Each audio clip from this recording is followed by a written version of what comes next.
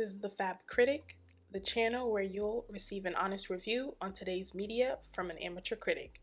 Be sure to like, comment, and subscribe, and let's hop in today's video.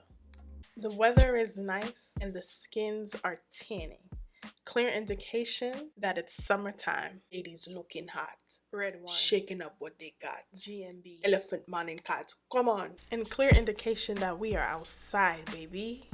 After all those outside activities, you may want to rest and binge some shows to refuel before getting back out there. And I got the perfect list for you. Today, we will be going over shows you should watch this summer. The first category we have is anime. We will begin with Scissor 7. Scissor 7 is a show that follows Seven, a former elite assassin that suffers from amnesia. Having no recollection of his past as an elite assassin, Seven spends most of his days as a hairdresser and at night a paid-to-hire assassin. Despite being a former elite assassin, Seven is unable to successfully complete any of his assignments and remains at the bottom of the assassin list, ranked at 17,369th place. As the show continues, Seven slowly gains some of his memories and sets out to reveal his true identity and past. This show is freaking hilarious. I actually began watching this show back in 2020 when it was less popular, I would say. Granted, I don't think today it's as mainstream as other anime shows, but I know over the years its popularity has definitely increased. To me, it's a great show because it follows an unconventional assassin. Usually when you hear the word assassin, you immediately think of someone that is smooth, mysterious, get the job done, and is just downright cool. Seven is neither of those things. He is clumsy, quirky, and a big old goof. If you were to get robbed or were tempted to be assassinated by this man, you would really think it's a prank. Like, is this dude for real? That's why this show is refreshing, because you're getting a break from the cool, sexy, mysterious guy main character, and you're getting introduced to a quirky, hilarious, never serious guy. And I think we can all relate to him in some way. Next up, we have Invincible. It's a show that follows Mark, a 17-year-old boy, and his transition into a superhero. His father is a well-known superhero and a part of the superhero community. He uses his experience and knowledge to help guide Mark on his journey. On this same journey, Mark realizes the struggle of being a superhero and that the things he once believed in actually aren't what they seem. Boy, this show will grab your attention in the first episode. I promise you this. I promise. I intentionally made the summary pretty vague because I want you to experience the shock that I had when watching, and I don't want to give any spoilers. All I'm going to say is just go watch. That's it. That's the point. Let's move on. The next category we have is documentary. So we have Moment of Truth. Moment of Truth is a 5-part documentary that discusses Robeson County, a small town or area in North Carolina.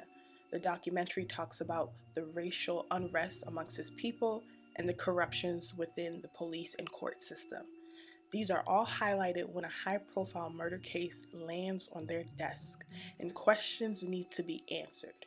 And the first being, who is responsible for killing basketball icon Michael Jordan's father?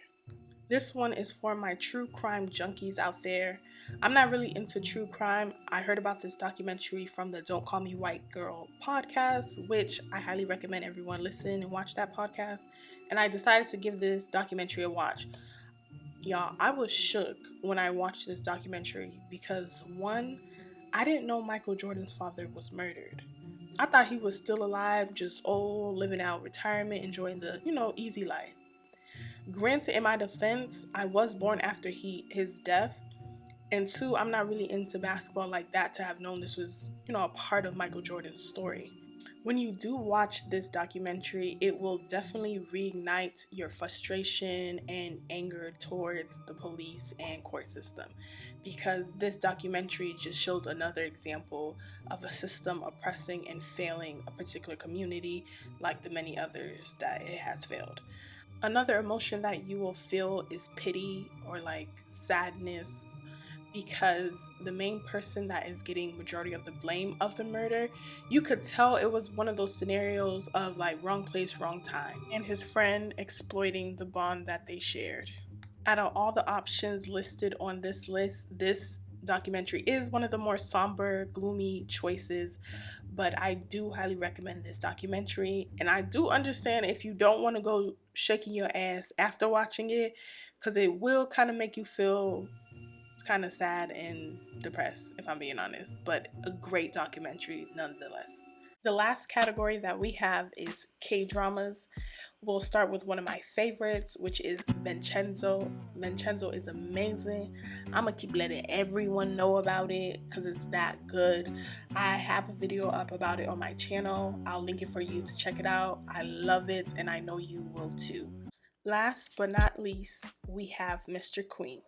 Mr. Queen is a show that centers around a high-profile chef who took a midnight swim and resurfaced in the 19th century as a queen.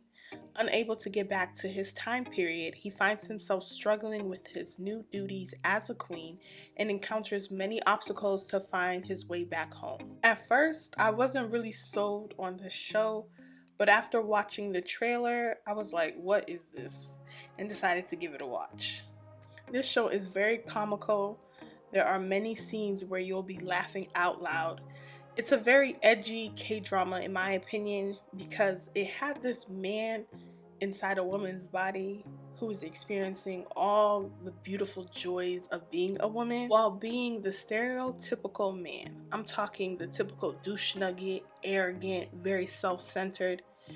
It is these unlikable traits that actually works in his favor as it helps uncover the hidden secrets that lie within the palace wall. This show is different and I like that because normal can get boring at times. So a show like this is something to def watch if you need a break. That's it for today's video. I make sure to include a little bit of everything in this list, so let me know if you watch any and let me know which one is your favorite. With that being said, make sure to like, comment, and subscribe, and I'll catch you in the next one. Bye.